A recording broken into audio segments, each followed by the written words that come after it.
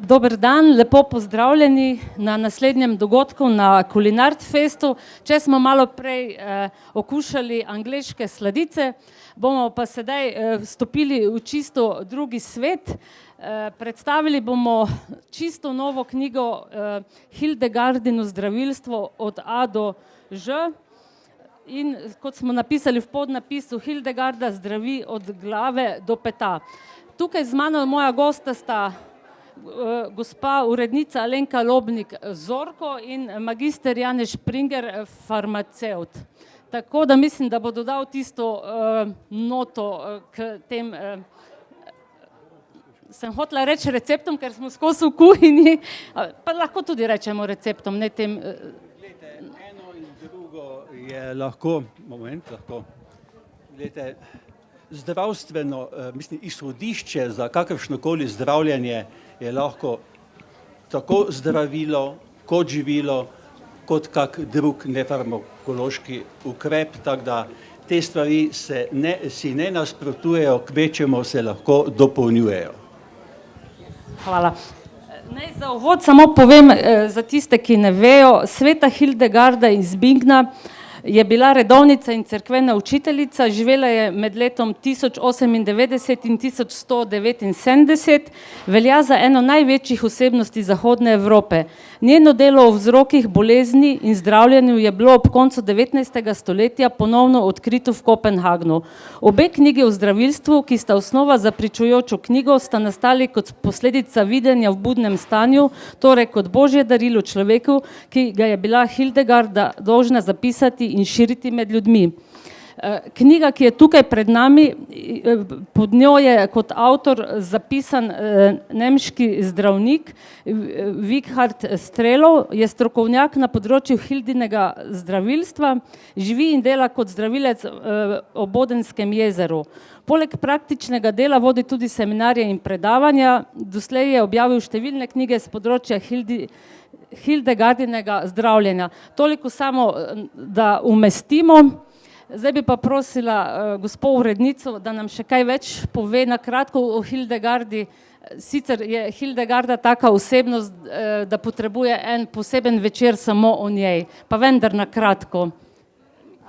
Moje ime je Alenka Lobnik-Zorko in sem prevajala to knjigo iz nemščine. Zdaj, jaz bi tudi vse to povedala, kar je povedala Manica, torej ne bom ponavljala.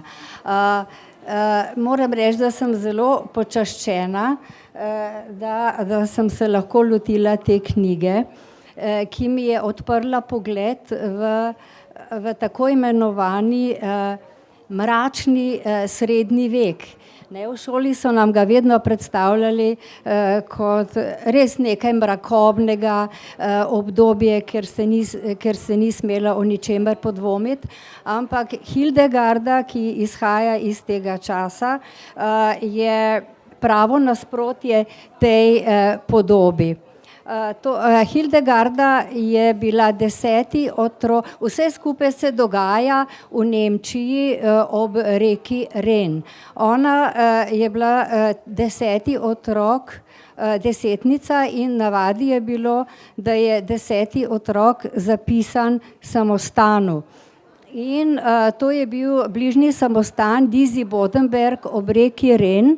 In res pa je, da so v ta samostan je bil privilegiran in so tisti, ki so poslali svoje otroke van, so bili dokaj premožni, ker s tem je samostan seveda pridobil tudi nekaj premoženja in tudi relativno stalen dotok vir denarja.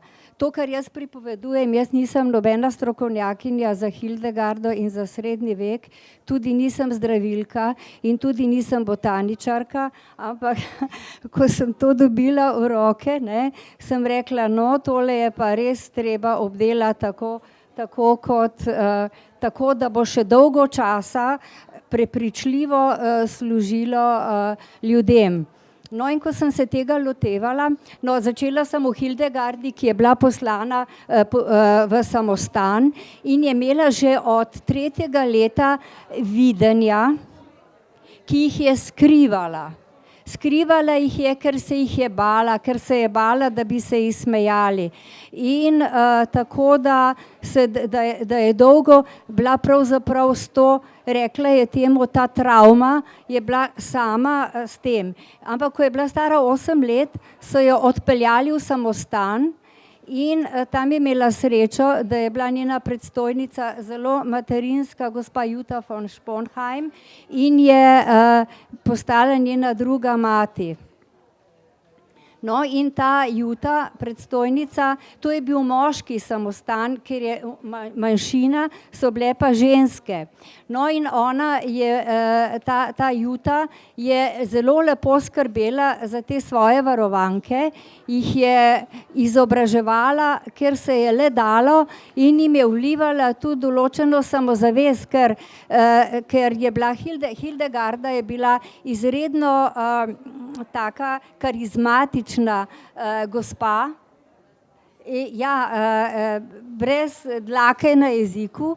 Zdaj to, kar vam pripovedujem, to je nabrano iz velikega števila pisnih dokumentov, ki sem jih pobrala na internetu. No, skratka, zdaj se pa jaz samo vrnem za trenutek k avtorju tega učbenika, lahko rečemo temu učbenik, priročnik. Ta Vidgar Strelov, ki se je rodil leta 1939 na Poljskem, pravzaprav je bil naravoslovec. Končal je naravoslovje v Berlinu. In potem je po drugi svetovni vojni, ko je diplomiral, seveda mnogo kasneje, je bil celo 1 leto na univerzi v Ameriki na Yaleu. In potem se je vrnil v Ameriko in je delal v farmacevtski industriji in je pač, ne vemo, zakaj, se to nas tudi ne zanima, presedlal na zdravilstvo in na zeliščarstvo in se je pridružil svojemu predniku, znanemu nemškemu zdravniku, ki je pravzaprav prečesal vso to množico nepreverjenih receptov, ki so jih našli v knjižnici pred 130 leti, šele v knjižnici v Kopenhagnu. Potem je bilo treba te recepte preveriti še in še. No, in tale naš avtor, ki je tole knjigo napisal, jih še vedno preverja ob Bodenskem jezeru, kjer je nekakšen sanatorij za Hildegardino zdravilstvo, kjer se je razsulo potem, ko je bila knjiga, ki so jo našli, je bila napisana v latinščini in jo je bilo treba prevesti v nemščino in od takrat naprej se je pa razsula po Franciji, po Angliji in tudi po Ameriki. No, in ta Hildegarda, če se vrnem spet k njej, ki je zdaj vstopila kot otrok v samostan, je v samostanu živela skupaj s to svojo zaščitnico in ko je ta zaščitnica umrla, je prevzela samostan Hildegarda. In od takrat naprej je postala seveda še bolj samozavestna, še bolj vplivna, ker se je v tistem času bila sposobna pogovarjati res s kronanimi glavami Evrope, dopisovala si je s papežem in je že tako rekoč za časa svojega življenja, potem živela je kar dolgo, čeprav je bila celo življenje zelo bolehna,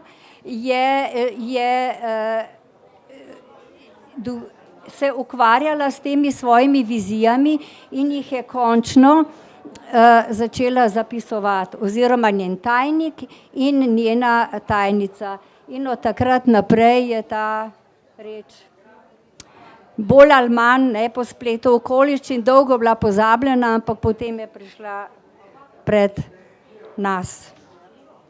Ne, se lahko še kaj, samo ja. Hvala lepa. Gospod Springer, vi ste v predgovoru v knjigu zapisali, knjigi ni niti kaj odvzeti, niti kaj dodati, še več, ob drugačnem poimenovanju 4 Hildegardinih elementov celostnega zdravljenja prepoznamo tudi sodobna zdravilska načela. Pa če malo to pokomentirate, pa bi vas tudi prosila, da nam teh 5 elementov razložite. Glejte, bomo to poskusili narediti. Jaz sicer za to priložnost nisem napisal knjige, sem pa napisal en list, ki ima 2 strani in bom iz tega izhajal. Poskušal bom umestiti zdravljenje Hildegarde v zdravljenje nasploh. Če se mi hočemo pogovarjati o zdravljenju, moramo najprej ugotoviti, kaj je logos zdravljenja. Zdravljenju moramo dati ali pa uvideti v zdravljenju duha. In do tega logosa bomo zdaj prišli mi v 3 korakih. Zdravila so izhodišče za zdravljenje. Z zdravili dosežemo kvečemo odsotnost bolezni, če se pa hočemo dokopati do zdravja, pa se moramo potruditi predvsem kot naravna bitja naklonjena življenju. Najbolj naravno bomo ravnali, če bomo pred katerimkoli zdravljenjem odgovorili na 4 vprašanja. In sicer prvič, kaj vemo, drugič, kaj hočemo, tretjič, česa nočemo in četrtič, kaj naj storimo. Le z odgovori na pravkar postavljena vprašanja namreč lahko prevzamemo odgovornost za zdravljenje. Brez te zavzetosti, prevzemanja odgovornosti za zdravljenje, pa ni ozdravitve. Zdaj pa je odgovor na vaše vprašanje. Kako bi se zadeve lotila sveta Hildegarda? Predvidevam, da bi ravnala nekako takole. Vprašala bi se, ali imamo na voljo zrak. Kot drugo, ali imamo na voljo ogenj. Kot tretjo, ali imamo na voljo vodo. In kot četrto, ali imamo na voljo zemljo. To bi se vprašala in bi po mojem odgovorila imamo, in ker imamo, povežimo vse te 4 elemente s 5. elementom in popeljimo bolnika na pot ozdravitve. 5. element je torej naklonjenost, ki jo izkažemo življenju. Če mislimo zares, smemo 5. elementu reči tudi ljubezen. Torej, amor vincit omnia ali ljubezen premaga vse, to je logos vsakršnega zdravljenja. Tako svete Hildegarde pred 900 leti, kot našega današnjega dne. Zdaj, ko imamo logos zdravljenja, zdaj se lahko začnemo pogovarjati o zdravilu. Potem se vprašamo, kakšna so zdravila po svoji naravi. Po svoji naravi so zdravila ali alopatska,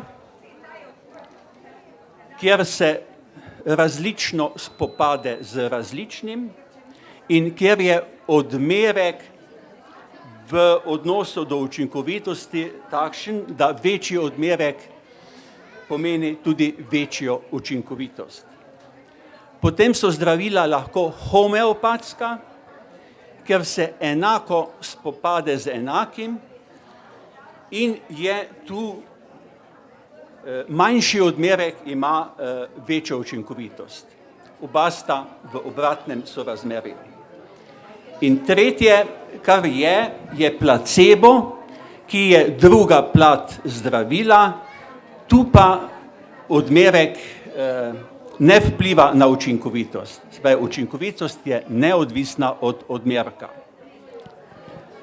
Uradna medicina priznava le alopatska zdravila, vendar upošteva placebo.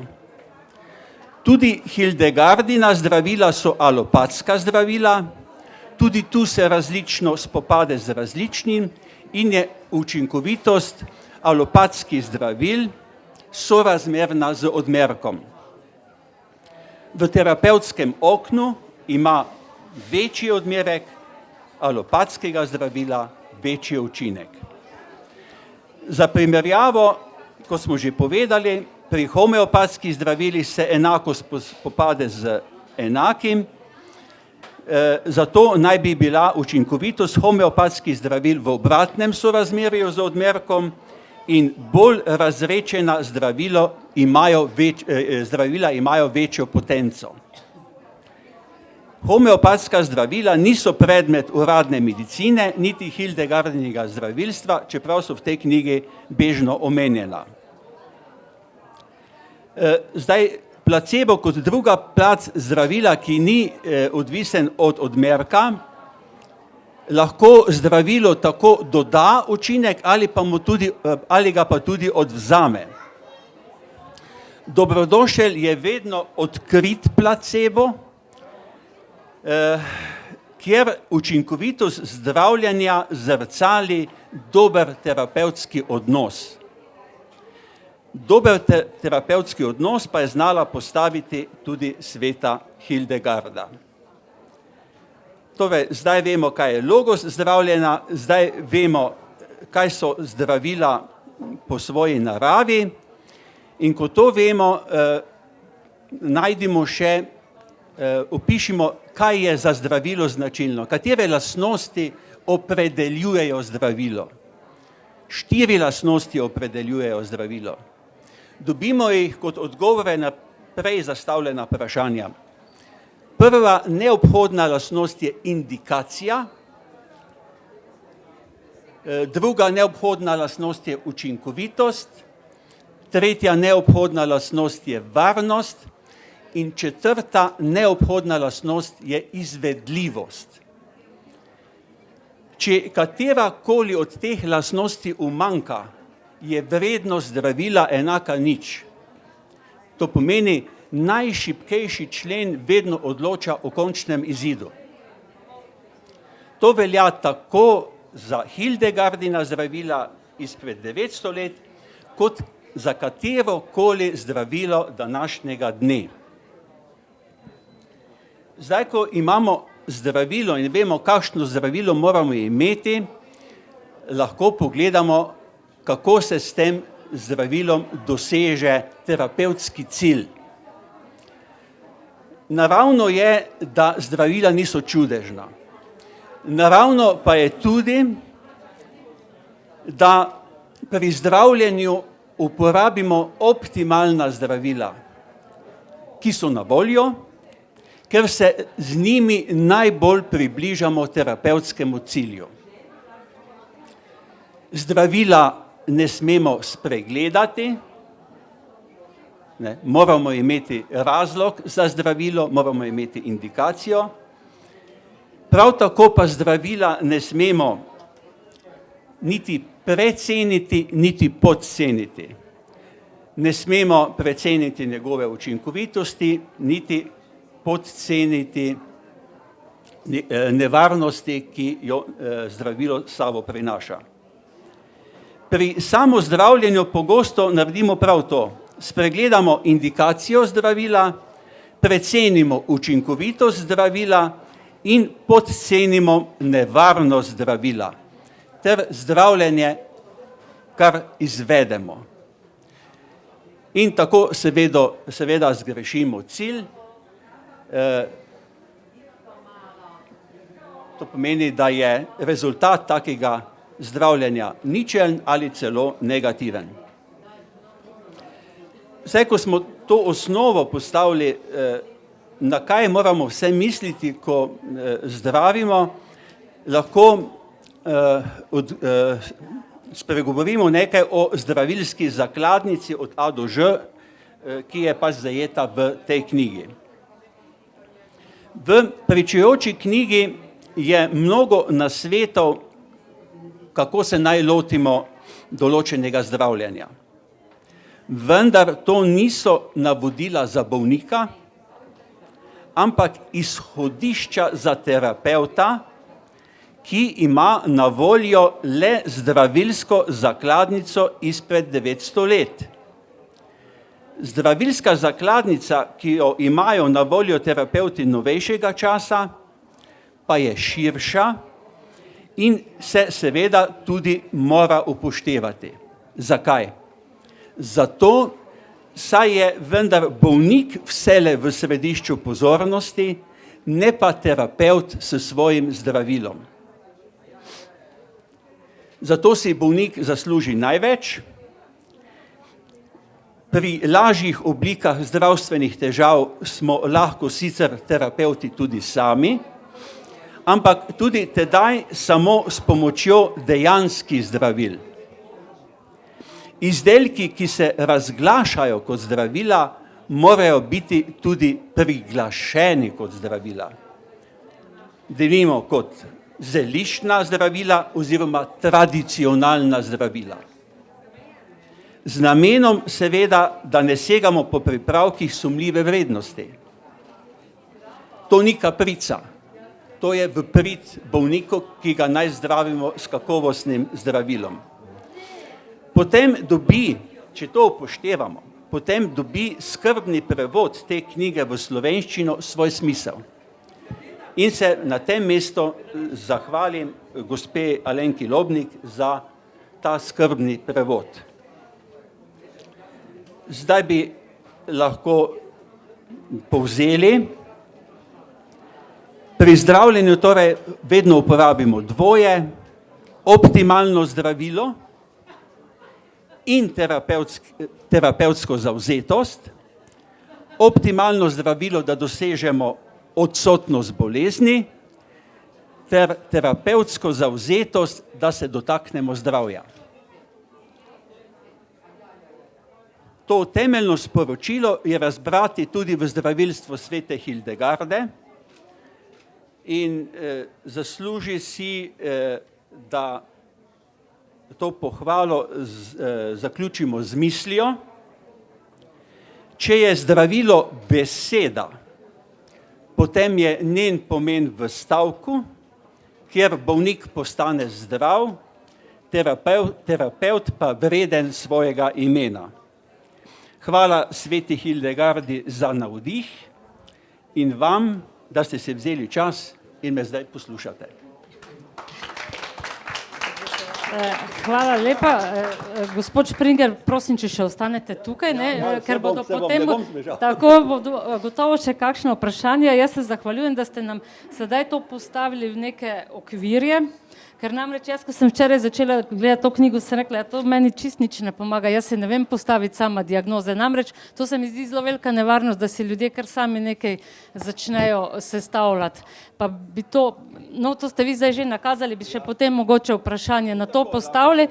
Zdaj pa bi jaz mogoče prosila gospo Alenko, da se sprehodi, da nam oriše, kako je knjiga sestavljena, kaj vse vsebuje. Pa zakaj jo je dobro imeti doma? Torej, da se zdaj nadaljujem, kar je Manica začela. Mi smo v knjigi napisali na koncu opozorilo. Predlogi za zdravljenje in terapevtske metode, ki so navedene v tej knjigi, niso nadomestilo za strokovno medicinsko obravnavo. Vsaka uporaba nasvetov, ki so zapisani v tej knjigi, je prepuščena izključno lastni presoji bralca. Torej, če bi se samo na kratko, da se vrnem k Hildegardi, tako se sliši, tako. Odkot neznanje?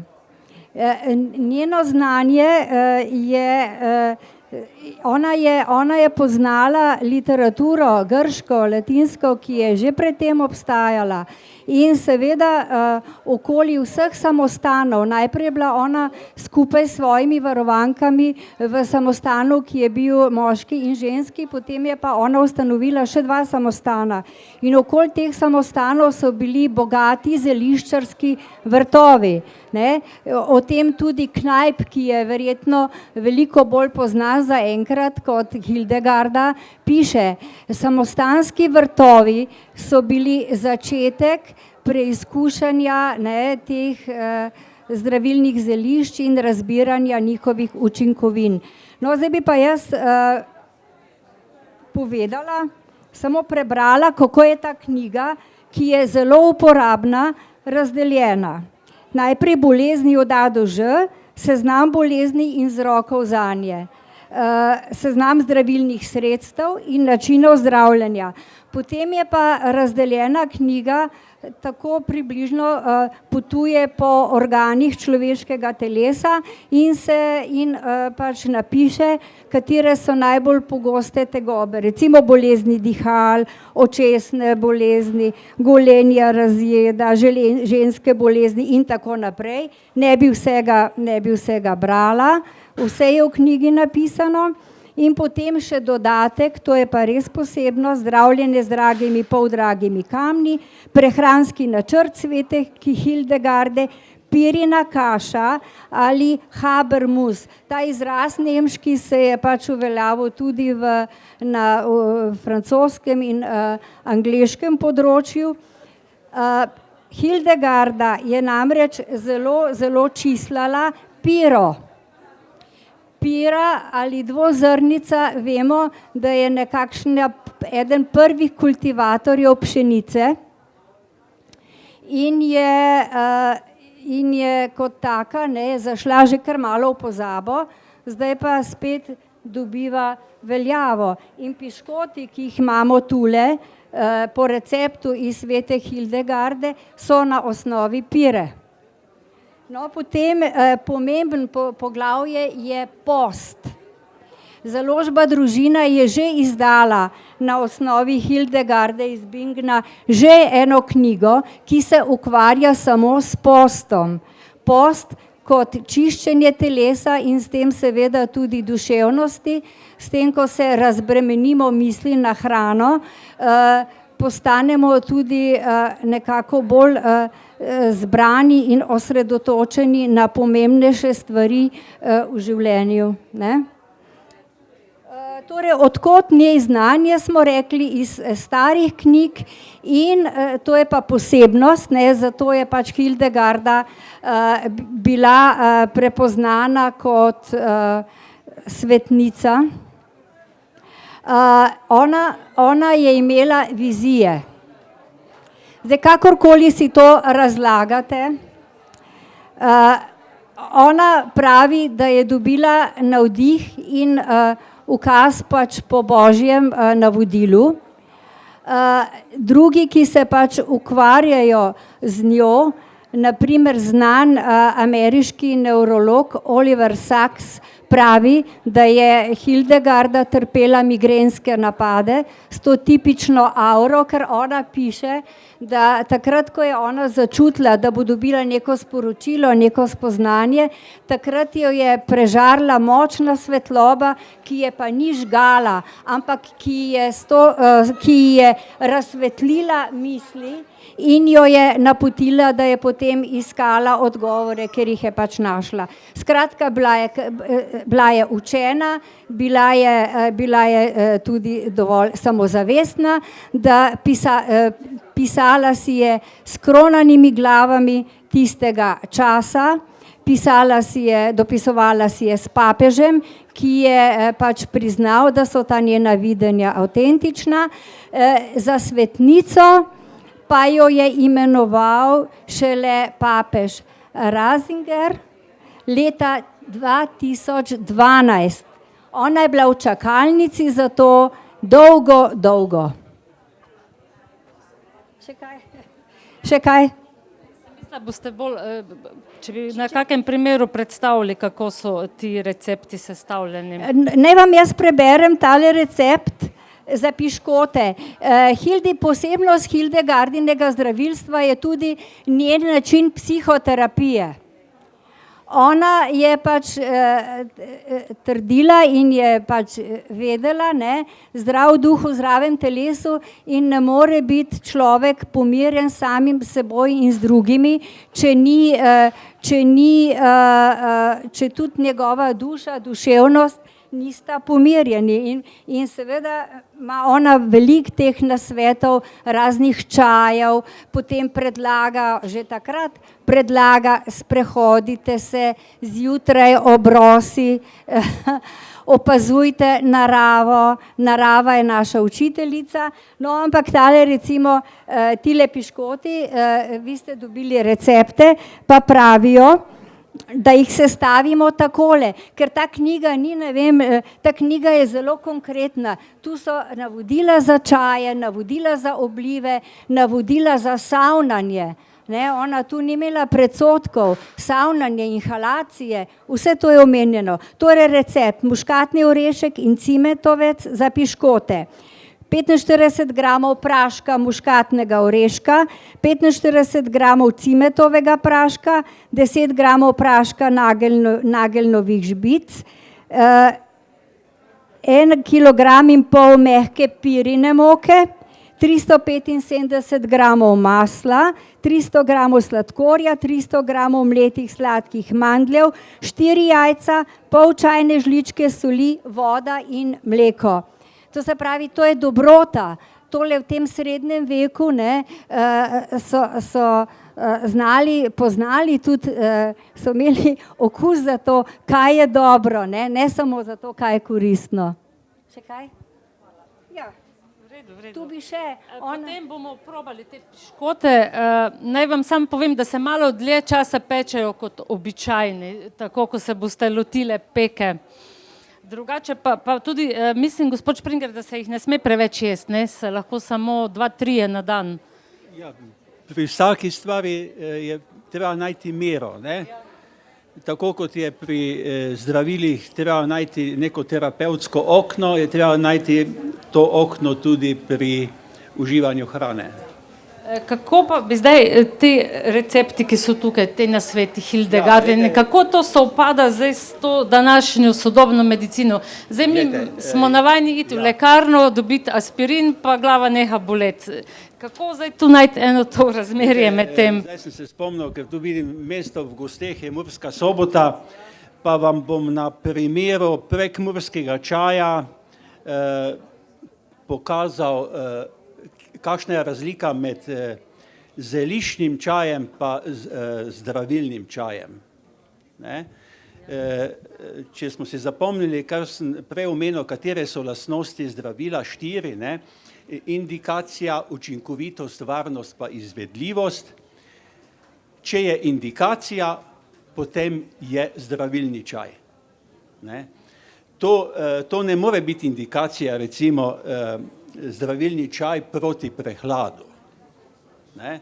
Ker tudi topli napitki, ki jih pijemo, ko smo prehlajeni, nimajo indikacije topli napitki proti prehladu. Ne? In prekmurski čaj ni zdravilni čaj po definiciji, ne? Po definiciji zdravila v ozkem pomenu besede, po uradni definiciji, zato ker nima indikacije.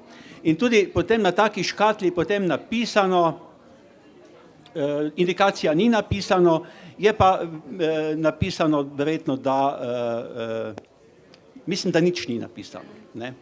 Ampak mi glede na sestavo, gledajte, iz česa je sestavljen. Sestavljen je iz cvetov lipe, ne? Mi vemo že, ne? K splošni izobrazbi spada, da lipa zveča potenje in je to dobrodošlo ta očiščevalna funkcija je dobrodošla, ko je človek prehlajen. Ne? Potem plodovi šipka, to je tudi k splošni izobrazbi spada, da se to uporablja kot napitek, sploh v takih primerih, ker tudi vemo, da ima vitamin C, sicer se je pretiravalo s tem, koliko ga ima, zelo malo ga ima, ampak to ni potrebno. Ne? Tudi če ga ima samo tam okrog 5 mg na en odmerek, dnevni odmerek pa je 100 mg, je to dobrodošlo. Ne? Potem so notri plodovi jabolka. Jabolko vemo, da je zelo zanimivo živilo, ki ima dosti zaščitnih snovi, ne? In je dobrodošlo tudi, da je jabolko zraven, da takrat, ko naredimo poparek tega čaja, da so tudi izvlečki jabolka potem v tem poparku. Potem je tu zraven še melisa in meta. Ne? To so stvari, ki so tudi v tej knjigi zajete. Se pravi, to niso stvari, ki so nekaj novega, so se obdržale skozi stoletja. Ne? In potem so tu še plodovi bezga, ki tudi prispevajo k očiščevalni funkciji v času prehlada. Zdaj, mi vemo, recimo, da imajo protivirusne lastnosti tudi nekatere sestavine v melisi in meti. Mi to vemo. Ampak mi ne moremo potem napisati indikacija je protivirusno sredstvo, ker potem bi morali ugotoviti, kako je to sredstvo učinkovito in koliko se razlikuje od enega placebo učinka pitja nekega toplega napitka brez teh sestavin. Vendar in seveda kot tako, če je bolj podobno živilo kot pa zdravilom, bdi nad takim izdelkom zakonodaja za živila. Ne? Kaj se tu ugotavlja glede kakovosti takega čaja?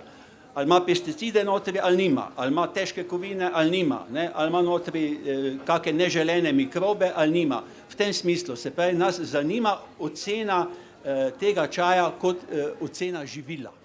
Ne? To je, no, če bi pa bila kakšna indikacija, recimo, gledajte, kaki pelin, ne, v grenkem čaju, ker je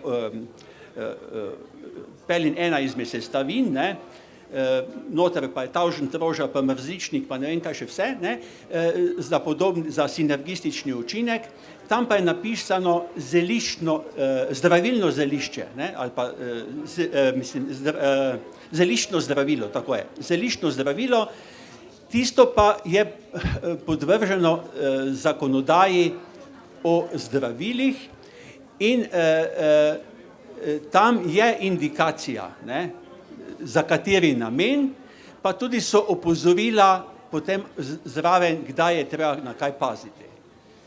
Če je bilo to. Jaz bi vas še nekaj vprašala. Eno od osnovnih zelišč svete Hildegarde je rman. Ja, podobno. Rman, ne samo preberem, nobene operacije brez rmana. 3 dni pred operacijo in 10 dni po njej usujemo 3 noževe konice rmanovega praška, rmano ali komarčkov čaj in to pijemo. V večini primerov bo potekalo celjenje rane, brez zapletov, brez okužbe in antibiotiki ne bodo potrebni. Kaj menite o tem? Ja, to je zdaj to. Glejte, če mi hočemo, da je to kot zdravilo, ne, potem moramo napisati indikacijo, moramo imeti indikacijo in če bi to indikacijo napisali, bi mi morali to dokazati. Ne? Kateri rman ima takšno indikacijo? Ta v knjigi, mu manjka nekaj, ena lastnost zdravila, manjka temu rmanu v knjigi. Izvedljivost. Mi tega rmana, ki je kot beseda v tej knjigi, ne moremo uporabiti. Mi lahko uporabimo konkretni rman, za katerega mora nekdo prevzeti odgovornost za tisti izdelek. In če bi hotel on prevzeti odgovornost za ta rman kot zdravilo, bi moral dokazati učinkovitost in varnost tega rmana za to indikacijo in da res pomaga za to indikacijo, da se razlikuje od placeba. No, in če bi to storil, bi moral ta dokaz bi moral predočiti Agenciji za zdravila, ki bi potem odobrila promet tega rmana za to indikacijo. Glejte, to sem že na začetku povedal, recimo mi lahko pridemo do terapevtskega cilja iz različnih izhodišč. Ne? Izhodišče je lahko zdravilo, lahko je pa tudi nezdravilski ukrep. Tu bi se kvečemo lahko navedlo, da se je roman pokazal koristen v takih primerih, nikakor pa ne, da bo s tem se izboljšalo celjenje, če to ni dokazano. To ni kaprica, ampak to je zaščiten potrošnik ali pa bolnik, da ne bo po nepotrebnem nekaj jemal, ne, da se bo nek učinek zagotavljal, pa potem dejansko to ni. To jaz ne govorim, da on nima tega učinka, ampak on je lahko v tem primeru kot živilo ali karkoli drugega, da človek uživa, ker pač misli, da je to v korist za celjenje. Ne. Je pa sigurno roman ima koristi za prebavila in verjetno, če se te stvari tu že uredijo, to pripomore k zdravju. Ampak te zasluge nima kot zdravilo, ampak kot živilo. Tudi kot živilo imajo stvari lahko zasluge. Ja. Še kaj? Je mogoče kakšno vprašanje se porodilo?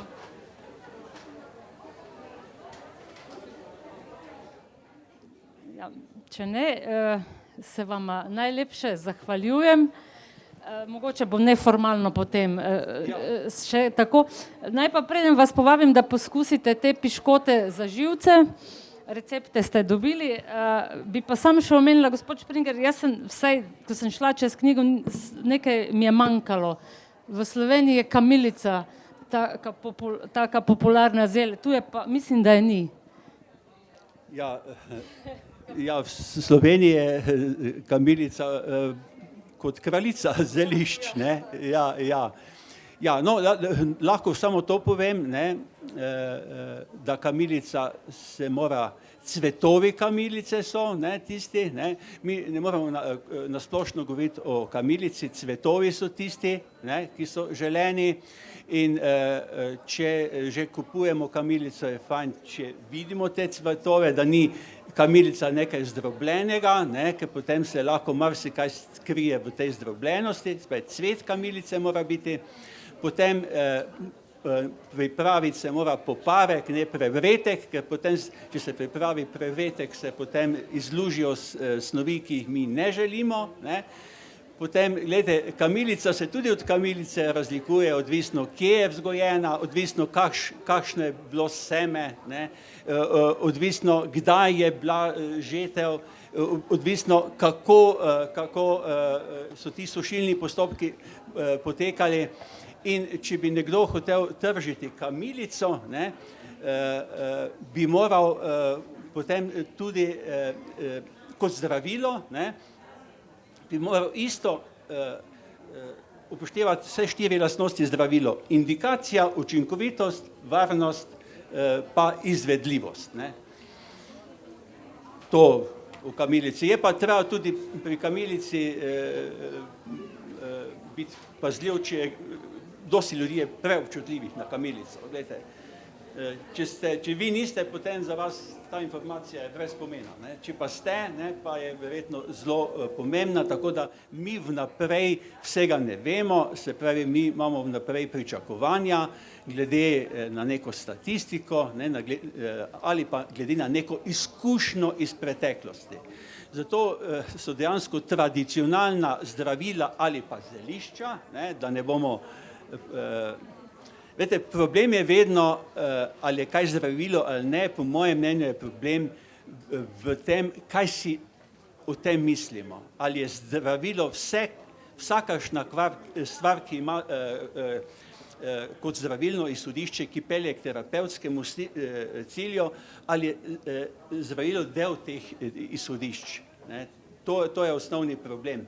Tako da mi tudi rečemo, ta hrana pa je kot zdravilo. Ne. Ne, to mi smemo reči. Ne. In s tem ne mislimo na zdravilo, uradno definicijo zdravila Zavoda oziroma Urada za zdravila in medicinske pripomočke. Tako, hvala lepa. Vabljeni Pokušeni piškotov, knjigo pa lahko danes kupite po sejemski ceni v prvem preddverju na stojnici založbe Družina. Hvala lepa.